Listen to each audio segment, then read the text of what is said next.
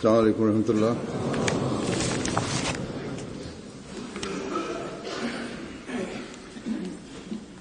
أشهد أن لا إله إلا الله وحده لا شريك له وأشهد أن محمدا عبده ورسوله. أما بعد فأعوذ بالله من الشيطان الرجيم. بسم الله الرحمن الرحيم. الحمد لله رب العالمين الرحمن الرحيم مالك يوم الدين. إياك نعبد وإياك نستعين. اهدنا الصراط المستقيم صراط الذين أنعمت عليهم غير المغضوب عليهم. இன்று அருளுக்குரிய ஜும்மா நாளாகும். மேலும் அருளுக்குரிய ரமலான் மாதத்தின் முதல் நோன்பாகும். ஆக இன்றைய தினம் அளவற்ற அருள்களால் ஆரம்பமாகும் நாளாகும். பெருமானார் ஸல்லல்லாஹு அலைஹி வஸல்லம் அவர்கள் ஜும்மா நாளின் அருள் மற்றும் அதன் முக்கியத்துவம் பற்றி நமக்கு அறிவித்திருக்கின்றார்கள். அதாவது இந்த நாளில் எப்படிப்பட்ட ஒரு நேரம் வருகிறதென்றால், ஒரு நம்பிக்கையாளர் தன்னுடைய இறைவனிடம் கேட்கின்ற துஆக்கள் ஏற்றுக்கொள்ளப்படுகின்றன. பிறகு ரமலான் தொடர்பாக பெருமானார் ஸல்லல்லாஹு அலைஹி வஸல்லம் அவர்கள் கூறினார்கள், ரமலான் மாதம் வருகின்ற போது சொர்க்கத்தின் வாசல்கள் திறக்கப்படுகின்றன, மேலும் நரகத்தின் வாயில்கள் அடைக்கப்படுகின்றன. ஆக அல்லாஹ்வினுடைய கருணை இம்மாதத்தில் குறிப்பான உணர்ச்சி கொள்கிறது. மேலும் நம்பிக்கையாளர்களின் மீது அல்லாஹ்வின் கருணை மற்றும் அருட்களின் மழை பொழிகின்றது. ஆனால் அத்தோடு இந்த அருட்களை ஈர்ப்பதற்கு நபிகள் நாயகம் ஸல்லல்லாஹு அலைஹி வஸல்லம் அவர்கள் இந்த நாட்களில் எவ்வித வீணான விஷயங்களும் பேசக்கூடாது, எவ்வித கூச்சல் குழப்பமும் இருக்கக்கூடாது,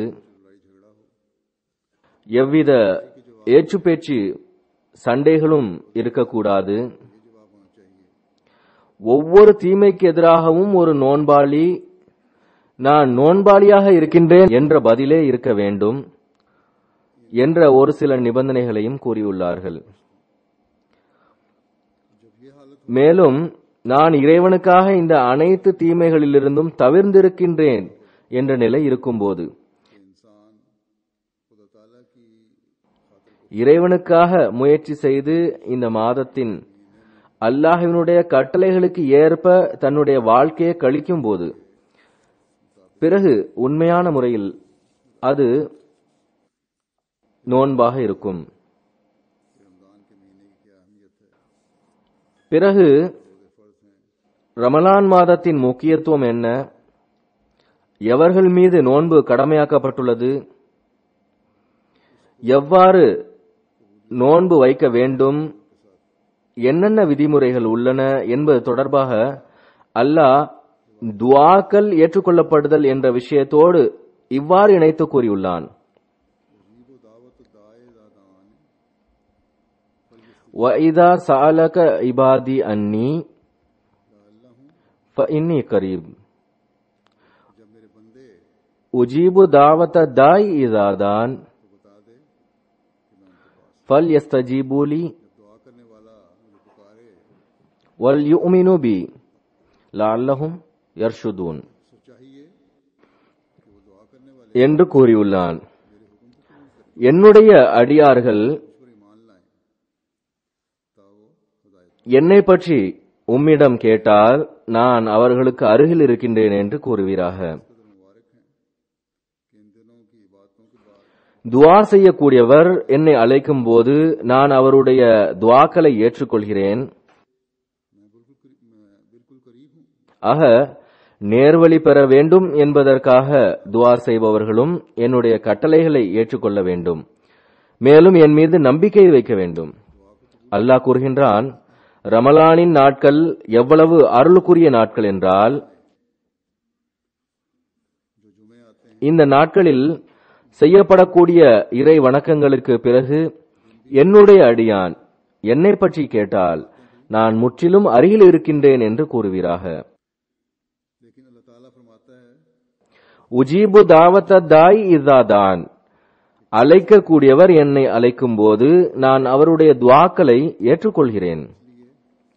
ஆக ரமலான் மாதத்தில் வரக்கூடிய ஜும்மாக்களின் முக்கியத்துவம் 2 மடங்காகி விடுகிறது. பகல்களும் துஆக்கள் ஏற்றுக்கொள்ளப்படக்கூடிய பகல்களாகும், இரவுகளும் துஆக்கள் ஏற்றுக்கொள்ளப்படக்கூடிய இரவுகளாகும். ஆனால் எந்த நேரம் துஆக்கள் ஏற்றுக்கொள்ளக்கூடிய நேரம் என்று உனக்கு தெரியாது என அல்லாஹ் கூறுகின்றான். எனவே பகல்களையும் இரவுகளையும் துஆக்களில் கழியுங்கள். ஆக இந்த நாட்களிலிருந்து நாம் அதிகமாக பலன் பெற வேண்டும்.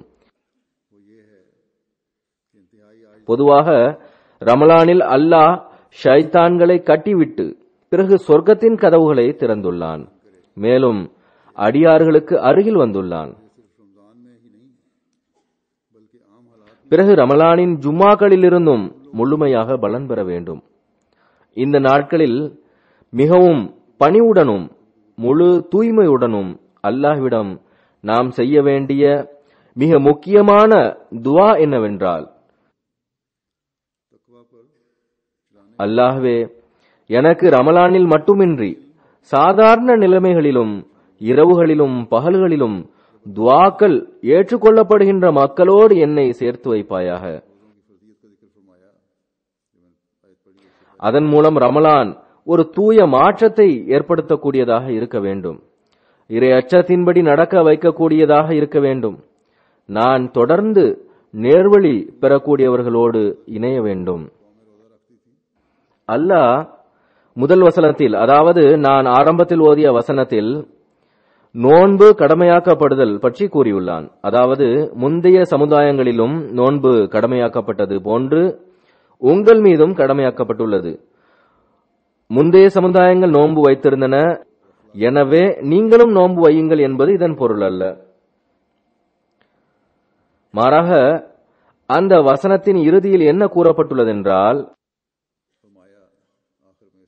லஅல்லக்கும் தத்தகூன், அதாவது நீங்கள் இறை அச்சம் பெற வேண்டும் என்பதற்கே ஆகும். மேலும் ஆன்மீக மற்றும் நல்லொழுக்க ரீதியிலான பலவீனங்களிலிருந்து தப்பிக்க வேண்டும் என்பதற்காகும். நான் ஓதிய இந்த வசனத்தில் இந்த இடத்தில் லஅல்லஹும் யர்ஷுதூன் என்று அல்லாஹ் கூறியுள்ளான். அதாவது அதன் மூலம் நேர்வழி பெற வேண்டும் என்பதற்காகும். ருஷ்த் என்பதன் பொருள் நேரான பாதை, சரியான அமல், வழிகாட்டலுக்குரிய பாதை, நல்லொழுக்கம், அறிவு முழுமையடைதல், சரியான வழியில் அதனை பயன்படுத்துதல், மேலும் தன்னுடைய இந்த நிலைமையில் நிலைத்திருத்தல் மற்றும் உறுதியாக இருத்தலை பெறுவது போன்றவைகளாகும். மனிதன் இறைவனுக்கு முன்பு களப்பற்ற தூய்மையுடன் குனியும் போது துஆக்கள் ஏற்றுக்கொள்ளப்படுவதற்கான காட்சியை காண்பதோடு மட்டுமின்றி இறை அச்சம் மற்றும் நன்மையில் நிலைத்திருந்தவாறு தன்னுடைய ஈமானிலும் உறுதியடைந்து கொண்டே செல்கிறான். இவ்வாறு அல்லாஹ்வின் அருட்களை பெறக்கூடியவனாக ஆகிவிடுகின்றான். ஆக ரமலான் அளவற்ற அருட்களின் மாதமாகும். ஆனால் அல்லாஹ்வின் கட்டளைகளை ஏற்றுக்கொள்பவர்களுக்கும் ஈமானில் முன்னேறுபவர்களுக்குமே இந்த அருள்கள் கிடைக்கின்றன. ரமலானின் ஜுமாக்களில் முறையாக கலந்து கொள்வோம், பிறகு இதன் பக்கம் கவனம் இருந்தாலும் சரி இல்லாவிட்டாலும் சரி என்ற எண்ணம் இருந்தால் பிறகு இது அல்லாஹ்வின் கட்டளைகளை ஏற்காததாகும், மேலும் ஈமானில் பலவீனத்தை வெளிப்படுத்துவதாகும். இது போன்ற பலவீனமான நிலை இருக்குமென்றால் எங்களுடைய துஆக்கள் ஏற்றுக்கொள்ளப்படவில்லை என்று அல்லாஹ்விடம் முறையீடும் இருக்கக்கூடாது. ஆக அல்லாஹ்வின் ரட்சிப்பில் வருவதற்காக நிம்மதி இழந்திருக்கும் ஒரு உண்மையான அடியான் மிகவும் பணிவுடனும் உருக்கத்துடனும் தன்னுடைய பலவீனங்களையும் தவறுகளையும் ஏற்றுக்கொண்டவாறு இந்த நாட்களை துஆக்களில் கழிக்க வேண்டும். ரமலான் மாதத்தில் ஜுமாக்களில் அதிக எண்ணிக்கையில் கலந்து கொள்ளுதல், தொழுகையில் அதிக எண்ணிக்கையில் கலந்து கொள்ளுதல் போன்றவை தற்காலிகமானதாக இருக்கக்கூடாது. சிலர் கருதுகின்றனர், நான் இந்த நாட்களில் மிக அருகில் வருகிறேன் என்று அல்லாஹ் கூறுகின்றான், எனவே இந்த நாட்களில் துஆக்கள் போதுமானது என்று கருதுவது தன்னுடைய ஆன்மாவை ஏமாற்றுவதாகும். ஆக இதிலிருந்து பாதுகாப்பாக இருக்க வேண்டும். முழுமையான பணிவுடன் இறைவனுடைய அடியானாக ஆகி அல்லாஹ்வின் நெருக்கத்தை அடைவதற்கு முயற்சி செய்ய வேண்டும். அல்லாஹ் எப்போதுமே தொலைவில் இல்லை, அவன் எல்லா இடங்களிலும் எல்லா நேரத்திலும் இருக்கின்றான். ஆனால் அடியானின் நிலைமையின் மூலம் அவனின் நெருக்கத்தின் வெளிப்பாடு அடியான் களப்பற்ற தன்மையுடன் அல்லாஹ் அல்லாதவற்றை விட்டுவிட்டு முழுக்க முழுக்க இறைவனுக்கு முன்பு குனியும் போதுதான் ஏற்படுகின்றது. இந்த நிலை இருந்தால் நம்முடைய துஆக்களும் ஏற்றுக்கொள்ளப்படும், மேலும் நாம் அல்லாஹ்விடம் கேட்கக்கூடிய அனைத்தும் கிடைக்கும், அல்லது அல்லாஹ்வின் பார்வையில் நமக்கு எது சிறந்ததோ அது கிடைக்கும். ஆக நன்மை மற்றும் இறை அச்சத்தில் நிலை நின்றவாறே நாம் நம்முடைய நோக்கத்தை அடைய முடியும் என்பதை நன்றாக நினைவில் கொள்ள வேண்டும். தனிப்பட்ட முறையிலும் ஜமாத் அளவிலும் அல்லாஹ் நமக்கென்று நிர்ணயித்திருக்கின்ற கனிகள் கிடைக்கும். நான் ஏற்கனவே கூறியது போன்று நாம் பணிவையும் அடக்கத்தையும் மேற்கொண்டு நம்முடைய தவறுகளை உணர்ந்து பிறகு அல்லாஹ்வை அடைவதற்கு முயற்சி செய்யும் போது அல்லாஹ்வின் அருளால் கனிகளும் கிடைக்கும்.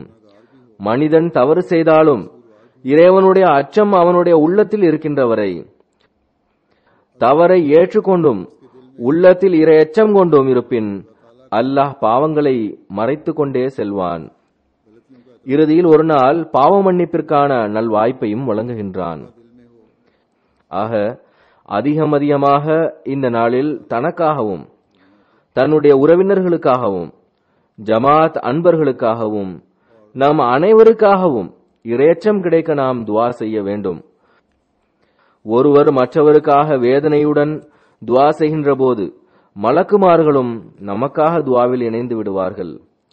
ரமலானினுடைய பரக்கத்துகளின் உண்மையான மற்றும் நிலையான காட்சிகளை நாம் காணக்கூடியவர்களாக ஆவோம்.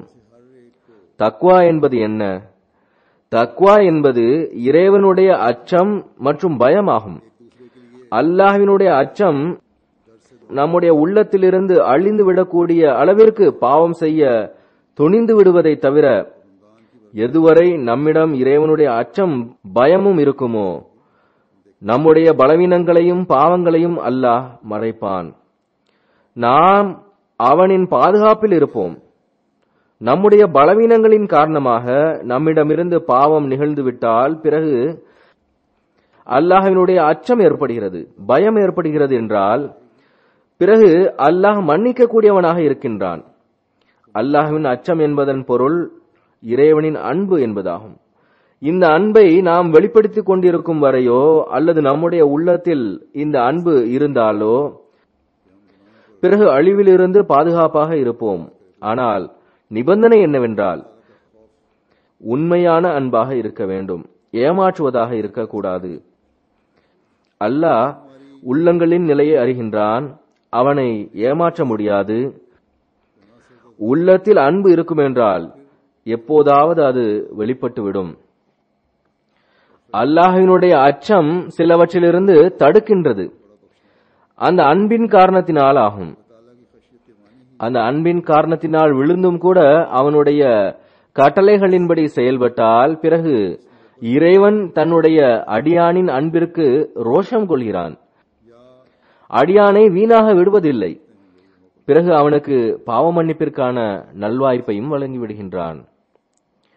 ஆனால் நான் ஏற்கனவே கூறியது போன்று மனிதன் முற்றிலுமாக பாவத்தில் துணிந்து விட்டால், மேலும் தக்வாவின் விதையை தன் உள்ளத்திலிருந்து வெளியேற்றி அதை வீணாக்கிவிட்டால் பிறகு தண்டனை கிடைக்கிறது. நாம் ஹஜ்ரத் வாக்களிக்கப்பட்ட மசி அலைஹிஸ்ஸலாம் அவர்களை ஏற்றுக்கொண்டிருப்பது அல்லாஹ்வின் பேருபகாரமாகும். தக்வாவில் நிலைத்திருக்கும்படி அன்னார் மீண்டும் மீண்டும் தன்னுடைய ஜமாத்திற்கு அறிவுறுத்தி இருக்கின்றார்கள். பிறகு தக்வாவின் விதையை நிலைபெறச் செய்வதற்கு கவனமூட்டிக் கொண்டிருக்கக்கூடிய அமைப்பையும் அல்லாஹ் ஏற்படுத்தி இருக்கின்றான்.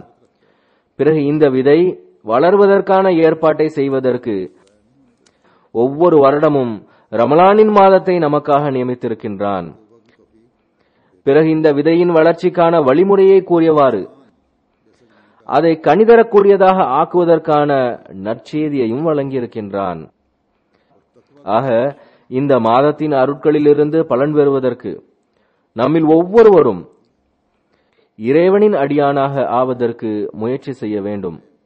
நம்முடைய இயலாமையின் காரணமாக நம்முடைய துஆக்களை சில சமயத்திற்காக தாமதித்தாலும், அதாவது தாய் தன்னுடைய குழந்தையின் சீர்திருத்தத்திற்காக சில நேரத்திற்கு தவிர்ந்திருப்பதை போன்று அதில் கடுமையான கோபம் இருப்பதில்லை. ஆனால் குழந்தை தாயின் மீது இருக்கக்கூடிய அன்பின் காரணமாக அவளின் பக்கம் செல்லும் போது தாய் அவனை தோளோடு அணைத்துக் கொள்கிறாள். மாறாக அதற்கு முன்பாகவே தாய் குழந்தை எவ்விதமான நடத்தையை வெளிப்படுத்துகிறது, என்னை நோக்கி வருகிறதா என்பதை கடைக்கண்ணால் பார்க்கவும் செய்கிறாள். எவ்வாறு இருப்பினும் குழந்தை செல்லும் போது அந்த கோபம் நீங்கிவிடுகிறது. ஆக அல்லாஹ் தாயை விட அதிகமாக மன்னிக்க கூடியவனாவான். என்னுடைய அடியான் எப்போது என்னிடம் பாவ மன்னிப்பு கோரி என்னிடம் வருகின்றான், நான் அவனை அதன் மூலம் மன்னிக்க வேண்டும் என எதிர்பார்க்கிறான். நபிகள் நாயகம் ஸல்லல்லாஹு அலைஹி வஸல்லம் அவர்கள் கூறினார்கள், இறைவன் மீது ஆணையாக பாலைவனத்தில் தன்னுடைய தொலைந்து போன ஒட்டகம் கிடைப்பதனால் சந்தோஷம் அடையக்கூடியவனை விட அதிகமாக அல்லாஹ் தன்னுடைய அடியான் பாவ மன்னிப்பு கோரும்போது சந்தோஷம் அடைகின்றான். அடியான் அல்லாஹ்வினுடைய அன்பை தன்னுடைய உள்ளத்தில் கொண்டவாறு ஆண்டு முழுவதும் தவறு செய்திருந்தாலும் பலவீனங்கள் இருந்தாலும் அல்லாஹ் அவனின் பாவ மன்னிப்பை ஏற்றுக்கொள்ள வேண்டும் என்ற எண்ணத்துடன் அல்லாஹ்விடம் வரும்போது அல்லாஹ் ஓடி வந்தவாறு அவனை அணைக்கிறான் என்பதை வெளிப்படுத்துவதற்காகவே ரமலான் வருகிறது. நபிகள் நாயகம் ஸல்லல்லாஹு அலைஹி வஸல்லம் அவர்கள் கூறினார்கள், அல்லாஹ் கூறுகிறான், எவரேனும் ஒருவர் ஒரு ஜான் என்னை நோக்கி வந்தால் நான் ஒரு அடி அவனை நோக்கி செல்கிறேன். அவன் எனக்கு ஒரு அடி நெருங்கி வந்தால் நான் 2 அடி அவனை நோக்கி நெருக்கமாகிறேன். அவன் என்னை நோக்கி நடந்து வந்தால் நான் அவனின் பக்கம் ஓடி வருகின்றேன். ஆக தாயை விட அதிக கருணை உள்ள நம்முடைய இறைவன் பாவ மன்னிப்பை ஏற்றுக்கொள்ள மற்றும் அடியானோடு சந்தோஷமாவதற்கு பல்வேறு ஏற்பாடுகளை செய்திருக்கின்றான். அடியான் அதிலிருந்து பலன் பெறவில்லை என்றால் பிறகு இது அடியானின் துரதிர்ஷ்டமாகும். மேலும் இது அவனின் கடின உள்ளத்தினாலாகும். அல்லாஹ்விற்கு அவனுடைய அடியானின் மீது இருக்கின்ற அன்பின் வரைபடத்தை இந்த 2 உதாரணங்களை கொண்டு கூறப்பட்டுள்ளது. ஆனால் உண்மையில் அல்லாஹ்வின் அன்பின் வரைபடம் இந்த உதாரணங்களை விட மிகவும் மகத்துவமிக்கதாகும். அல்லாஹ் எந்த அன்பு மற்றும் நேசத்துடன் தனது அடியானை பார்க்கின்றானோ அதை நம்மால் ஒருபோதும் விளக்கிடவே முடியாது. இந்த ஹதீஸ்களிலிருந்தும் தெளிவாவது என்னவென்றால், உதாரணம் வழங்கப்பட்ட பிறகும் கூட உண்மையில் இந்த உதாரணங்கள் அன்பின் மாபெரும் ஒரு வரைபடத்தை தருகின்றதுதான். ஆனால் அல்லாஹ்விற்கு தன்னுடைய அடியானிடம் இருக்கின்ற அன்பு உங்களுடைய இந்த உலக உதாரணங்களை விட மிகவும் உயர்ந்ததாகும். அதை குறிப்பிடுவது மிகவும் கஷ்டமான ஒன்றாகும். மனிதன் மிகவும் பலவீனமானவனாகவும் குறுகிய அறிவுடையவனாகவும் இருக்கின்றான். அல்லாஹ்வின் இருப்பு மிகவும் உயர்ந்ததாகும். நாம் நம்மை போன்ற மனிதர்களின் மனநிலைமையை கூட புரிய முடியாது. ஒருவருடைய வெளிப்படையான அமல்களை வைத்து நாம் ஒரு கருத்து கொள்ளலாம். ஆனால் ஒருவருடைய உள்ளத்தில் ஒருவருக்கென என்ன அன்பு இருக்கின்றது என்ற நிலையை அல்லது அவருடைய உள்ளத்தில் என்ன இருக்கிறது என்று கூறுவது மிகவும் கடினமான ஒன்றாகும். ஹஜ்ரத் முஸ்லிம் மவ்ஊத் ரலியல்லாஹு தஆலா அன்ஹு அவர்கள் இந்த கருத்தை, அதாவது மனிதனிடம் அல்லாஹ்வினுடைய அன்பை புரிந்து கொள்வதற்கு எந்த அளவிற்கு சக்தி இருக்கிறது என்பதை மிகவும் அழகிய முறையில் இவ்வாறு எடுத்துக் கூறியுள்ளார்கள். அல்லாஹ்வினுடைய செயல்களை பற்றி கூட புரிந்து கொள்ள முடியாத நம்மால் அவனின் அன்பின் நிலையை எவ்வாறு புரிந்து கொள்ள முடியும்? அவனுடைய வெளிப்படையான விஷயங்களை கூட புரிந்து கொள்ள முடியவில்லை. பிறகு அவனின் அன்பின் நிலையை எவ்வாறு புரிந்து கொள்ள முடியும்? எவ்வாறு இருப்பினும் நான் கூறியது போன்று இதை குறிப்பிடுவது என்பது மிகவும் கடினமான ஒன்றாகும். ஆனால் பிறகும் கூட உதாரணங்கள் மூலமாக இதனுடைய உண்மைக்கு அருகில் செல்வதற்கு முயற்சி செய்யப்படுகிறது. மேலும் பெருமானார் ஸல்லல்லாஹு அலைஹி வஸல்லம் அவர்களும் அல்லாஹ்வின் அன்பை உதாரணங்கள் மூலமாக புரிய வைக்க முயற்சித்துள்ளார்கள். முதலில் 2 உதாரணங்களை கூறிவிட்டேன். இந்த அன்பை பற்றி நபிகள் நாயகம் ஸல்லல்லாஹு அலைஹி வஸல்லம் அவர்கள் கூறிய இன்னொரு உதாரணத்தை நான் எடுத்து கூறுகிறேன். பதர் போரின் போது எதிரிகள் தோல்வியடைந்த போது ஏறக்குறைய போர் முடிவடைந்திருந்தது. காபிர்களின் பெரும் பெரும் சிப்பாய்கள் தங்களுடைய வாகனங்களில் அமர்ந்து அவைகளை சாட்டையினால் அடித்து மிகவும் விரைவாக போர்க்களத்திலிருந்து ஓடி முஸ்லிம்களிடமிருந்து தூரம் செல்வதற்கு முயற்சி செய்து கொண்டிருந்தார்கள். அப்போது ஒரு பெண் எவ்வித அச்சமுமின்றி திரிந்து கொண்டிருந்தாள். அவளிடம் ஒரு வேகமும் பைத்தியத்தை போன்ற நிலையும் தென்பட்டது. சில சமயம் ஏதேனும் ஒரு குழந்தையை தூக்குவாள், சில நேரம் வேறொரு குழந்தையை தூக்குவாள். நபிகள் நாயகம் ஸல்லல்லாஹு அலைஹி வஸல்லம் அவர்கள் அந்த பெண்ணை பார்த்தபோது, இந்த பெண்ணினுடைய குழந்தை காணாமல் போய்விட்டான், இவள் அவனை தேடுகின்றாள் என சஹாபாக்கள் கூறினர். தாயின் அன்பு எந்த அளவிற்கு மேலோங்கி இருந்தது என்றால், அவள் போர்க்களத்தில் இருக்கின்றாள், அங்கு எல்லா பக்கமும் அழிவு நிகழ்ந்திருக்கின்றது என்பதை கூட உணரவில்லை. அந்த பெண் பைத்தியத்தை போன்று தெரிந்து கொண்டிருந்தாள். எந்த குழந்தையை பார்த்தாலும் அதை தன்னோடு அணைத்துக் கொள்வாள். பிறகு அது அவளுடைய குழந்தை இல்லை என்பது தெரிய வந்தபோது முன்னேறி செல்வாள். இறுதியில் அவளுக்கு அவளுடைய குழந்தை கிடைத்துவிட்டது. அவள் அதை தன்னோடு அணைத்தாள், அதனுடன் அன்பு செலுத்தினாள்.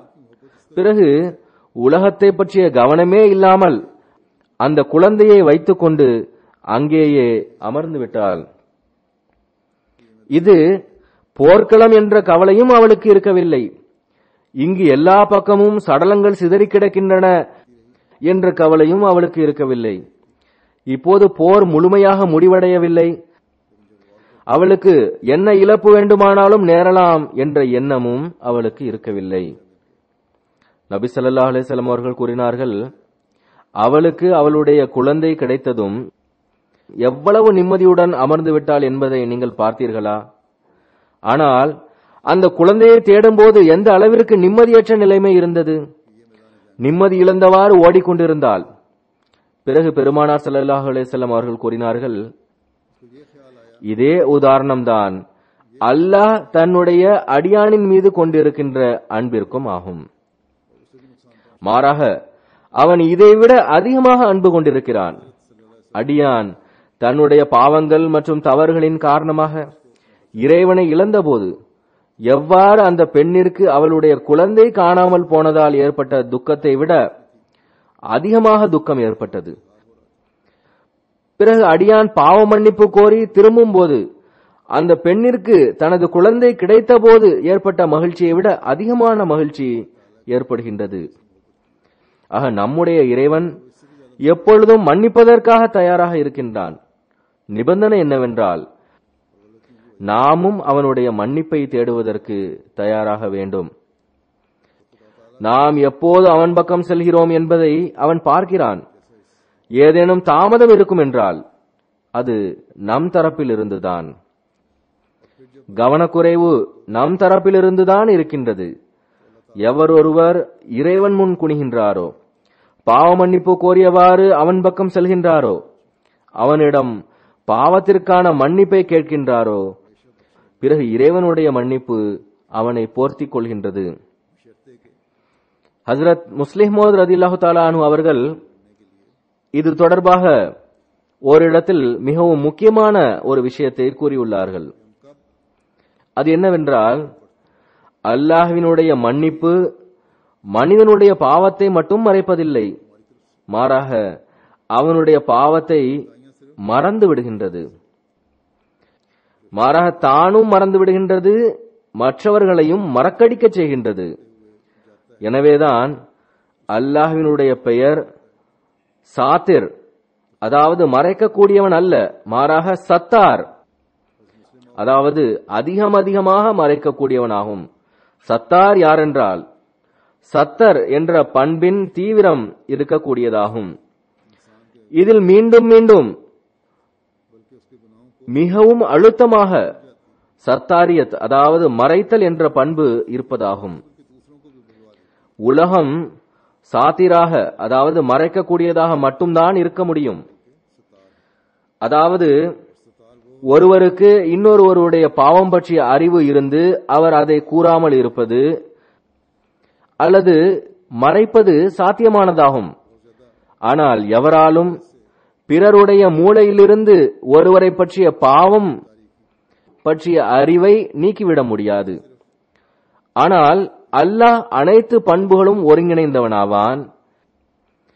எனவேதான் அவன் தன்னுடைய பண்பை பற்றி நான் சாத்திர் அல்ல, அதாவது மறைப்பவன் அல்ல, மாறாக சத்தார் ஆவேன், அதாவது அதிகமாக மறைப்பவன் என்று கூறியுள்ளான்.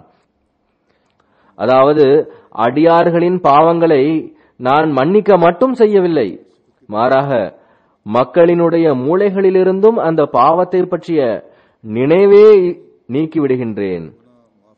இந்த நபர் இன்னர் சமயத்தில் இன்ன பாவம் செய்தார் என்பது அவர்களுக்கு நினைவு கூட இருப்பதில்லை. அல்லது சத்தாராக இல்லாமல் இருந்திருந்தால் பாவிகளுக்கு சொர்க்கத்தில் கூட நிம்மதி இருந்திருக்காது. ஒவ்வொருவரையும் பார்க்கும்போது இவருக்கு என்னுடைய பாவம் பற்றிய அறிவு இருக்குமே என கூறிக்கொண்டிருப்பர். ஆக இறைவன் சத்தாராக இருக்கின்றான். நான் மக்களினுடைய பாவங்களை மன்னிக்க மட்டும் செய்யவில்லை, மாறாக மக்களினுடைய நினைவாற்றலின் மீதும் ஆதிக்கம் செலுத்துபவனாவேன். அல்லாஹ் ஒருவரின் பாவத்தை மறைக்க விரும்பினால் எவருக்கும் பிறருடைய பாவங்கள் நினைவிலேயே இருப்பதில்லை. எவரின் பாவத்தை அல்லாஹ் மறைக்க விரும்புகின்றானோ அவரை மக்கள் எப்போதும் நன்மை செய்யக்கூடியவர் என்றும் தூய்மையானவர் என்றுமே கருதுகின்றனர். ஆக நம்முடைய இறைவன் சத்தாருல் ஒயூப், அதாவது குறைகளை அதிகமாக மறைக்கக்கூடியவனும், கஃபாருல் ஸுனூப், அதாவது பாவங்களை அதிகமாக மன்னிக்க கூடியவனும் ஆவான். அவன் நம்மை மன்னிக்க கூடியவன் மட்டுமல்ல, மாறாக நாம் இழந்த கண்ணியத்தை மீண்டும் வழங்கக்கூடியவனும் ஆவான். மேலும் இந்த உலகில் அந்த கண்ணியத்தை நிலைநாட்டக்கூடியவனும் ஆவான். ஆக நம்முடைய இறைவன் இந்த அளவுக்கு நேசத்திற்குரியவனாக இருக்கும்போது நாம் எந்த அளவிற்கு தியாகம் செய்து அவன் பக்கம் முன்னேறி செல்ல வேண்டிய தேவை இருக்கின்றது, எந்த அளவிற்கு அவனுடைய அடியானாக ஆக வேண்டிய தேவை இருக்கின்றது.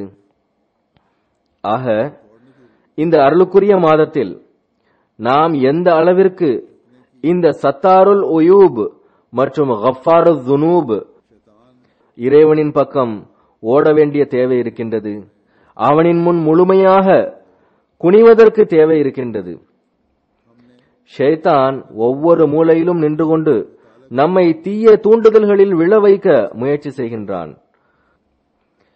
ஆனால் நாம் அவனோடு போட்டி போட்டு அல்லாஹ்வின் அடைக்கலத்தை பெறுவதற்கு முயற்சி செய்து அவனின் ஒவ்வொரு தாக்குதல்களிலிருந்தும் பாதுகாப்பாக இருக்க வேண்டும்.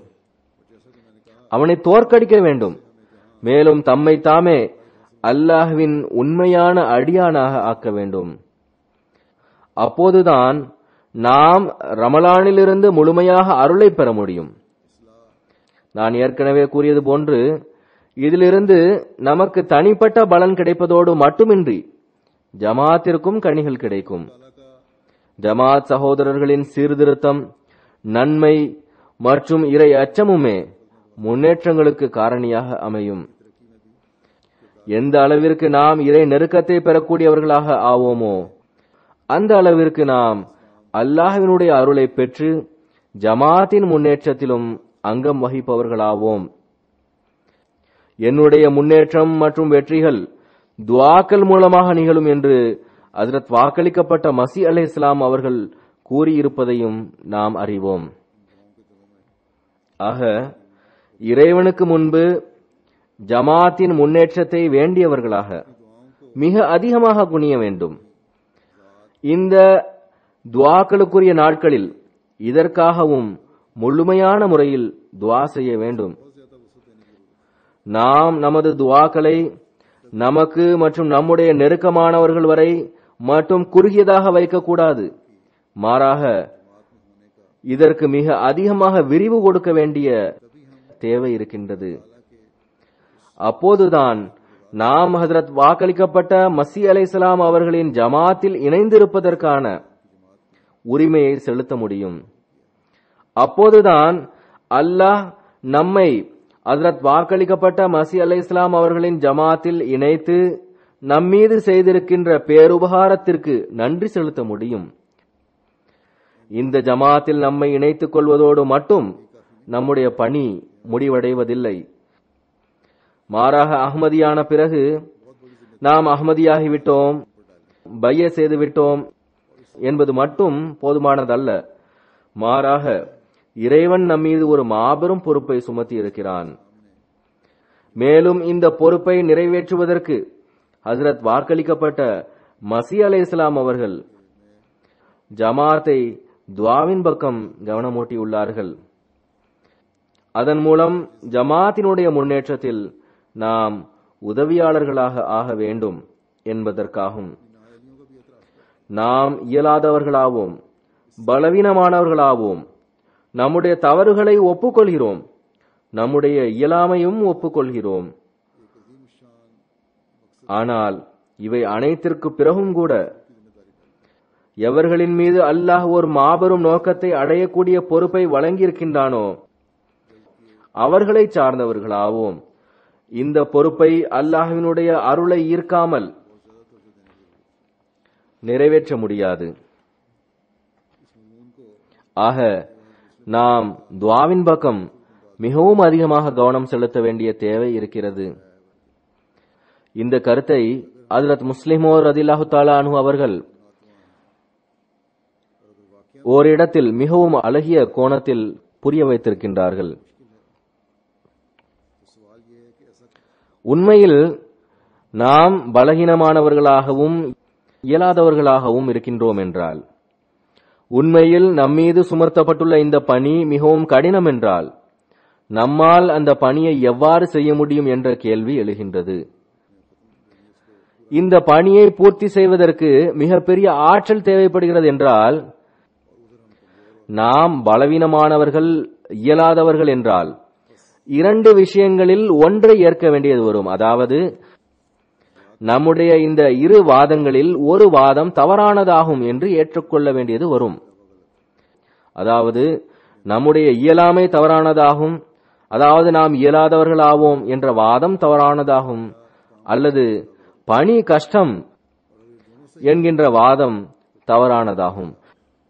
இந்த இரண்டும் சரி என்றால் பிறகு அல்லாஹ் நம்முடைய முயற்சிகள் தவிர வேறேதேனும் வழிகளை வைத்திருக்கின்றான் என்பதை ஏற்றுக்கொள்ள வேண்டியது வரும். இது இறைவனின் வார்த்தைகளாகும். நம்மீது சுமத்தப்பட்டிருக்கின்ற இந்த பணி நிச்சயம் நிகழ்ந்தே தீரும் என்பது இறைவனின் வாக்குறுதியாகும்.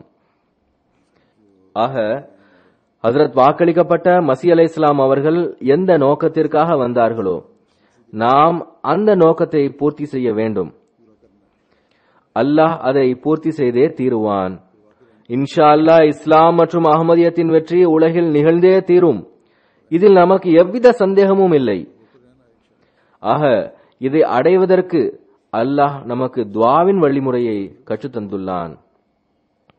அல்லாஹ்வே, எங்களுடைய முயற்சிகளால் இது முழுமையடையாது. நாங்கள் பலவீனமானவர்களாகவும் இயலாதவர்களாகவும் இருக்கின்றோம். எங்களுடைய முயற்சிகளால் மட்டும் இதை பூர்த்தி செய்துவிட முடியாது. ஆம், நாங்கள் உன்னுடைய கட்டளையின் கீழ் எல்லா தியாகங்களுக்கும் தயாராக இருக்கின்றோம். ஆனால் நீயும் உன்னுடைய அருளால் எந்த மறைமுகமான வழிமுறைகளை இந்த நோக்கத்தை அடைவதற்கு வைத்துள்ளாயோ அதை வெளிப்படுத்துவாயாக. மேலும் அதனை கொண்டு எங்களுக்கு உதவி செய்வாயாக. அதன் மூலம் அசாத்தியமான இந்த பணி சாத்தியமானதாகிவிட வேண்டும் என துஆ செய்ய வேண்டும். உண்மை என்னவென்றால் அல்லாஹ் நம்மை வெளிப்படையான கருவியாக ஆக்கியிருக்கின்றான். உலகத்தை வெற்றி கொள்ளக்கூடிய உண்மையான கருவியோ வேறொன்றாகும். ஆனால் எந்நிலையிலும் இந்த வெற்றியை பெறுவதற்கு நம்முடைய உள்ளத்தில் ஒரு வேதனை இருக்க வேண்டும். மேலும் அந்த வேதனை துஆ வடிவில் நம்முடைய உள்ளத்திலிருந்து எழ வேண்டும். ஹஜ்ரத் முஸ்லிம் ரலியல்லாஹு தஆலா அன்ஹு அவர்கள் ஒரு உதாரணத்தை கூறியுள்ளார்கள்.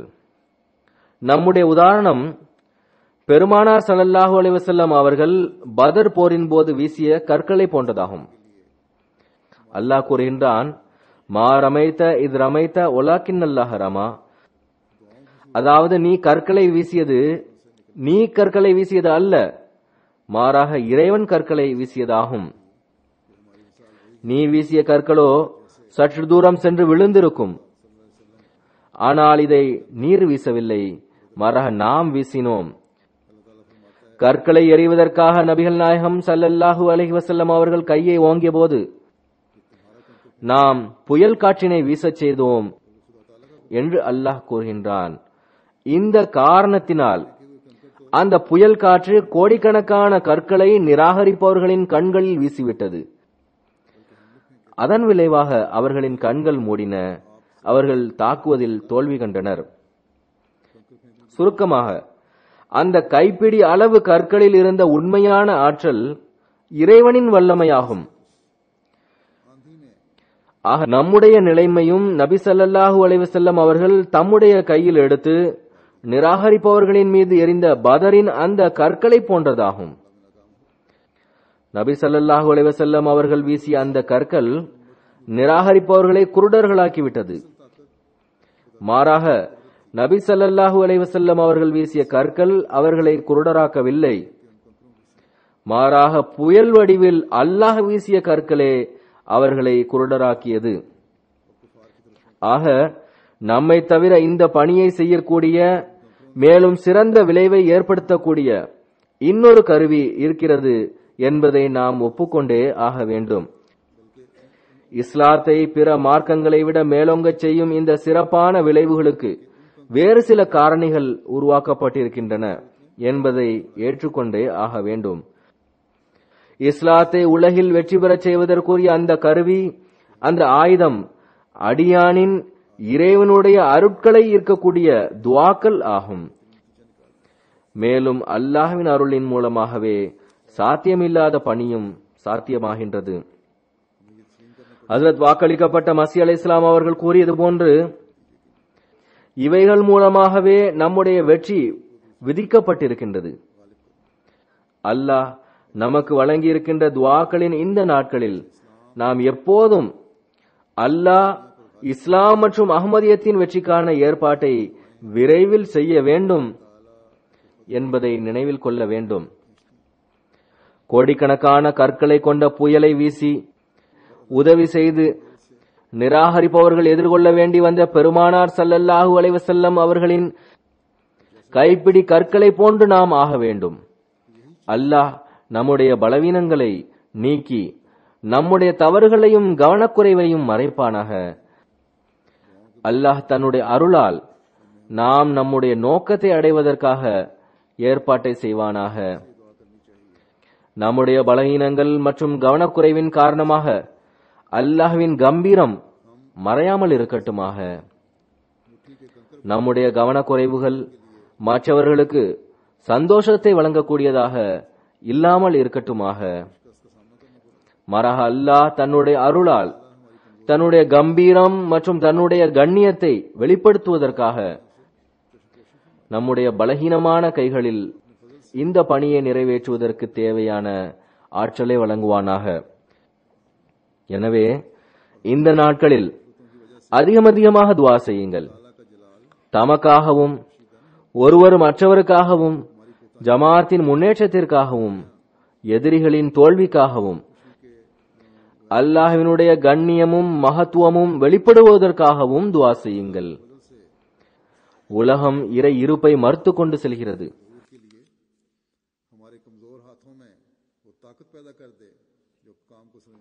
அல்லாஹ்வை அடையாளம் கண்டுகொள்ளக்கூடியதாக அல்லாஹ் உலகை ஆக்குவானாக. அல்லாஹ் நம்முடைய பலகீனங்களையும் கவனக்குறைவையும் மன்னித்தருள்வானாக. இஸ்லாத்தை பிற அனைத்து மார்க்கங்களை விடவும் மேலோங்க செய்யக்கூடிய அளவிற்கு முழுமையாக பயன்படுத்தக்கூடிய ஆற்றலை எங்களுக்குள் ஏற்படுத்துவாயாக. நம்மில் ஒவ்வொருவரும் இஸ்லாத்தின் உண்மையான சேவகராக ஆவோமாக. உலக ஆசைகள் நமக்கு ஒன்றுமற்றதாக இருக்கட்டுமாக. நாம் மார்க்கத்தை மேலோங்க செய்வதற்கு நம்முடைய அனைத்து ஆற்றல்களையும் முழுமையான முறையில் பயன்படுத்த வேண்டும் என்ற உணர்வை கொண்டவர்களாக இருப்போமாக.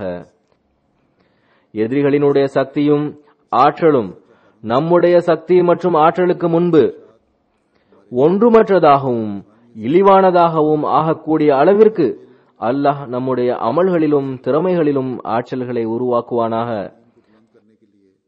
அல்லாஹ் நம்முடைய தவறுகளை மன்னிக்க மட்டும் செய்யாமல் அல்லாஹ்வினுடைய கட்டளைகளை ஒருபோதும் மீறாமல் இருக்கக்கூடிய அளவிற்கு பாவங்களின் மீது வெறுப்பை ஏற்படுத்துவானாக. நீங்கள் என்னுடைய கட்டளைகளின்படி செயல்படுங்கள், என் மீது முழுமையான முறையில் நம்பிக்கை கொள்ளுங்கள் என்று அல்லாஹ் கூறிய மக்களோடு இணைபவர்களாவோமாக. நன்மைகளின் மீது நமக்கு நேசம் உண்டாகட்டுமாக. தக்வா நம்முடைய உள்ளங்களில் உறுதியாக நிலை பெறட்டுமாக. அல்லாஹ்வினுடைய அன்பும் நேசமும் நமது உணவாகட்டுமாக.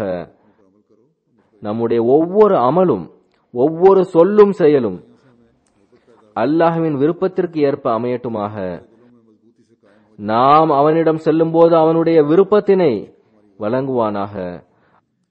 அல்லாஹ் ரமலானை இந்த அனைத்தையும் நாம் பெறக்கூடியவர்களாக ஆக்கட்டுமாக.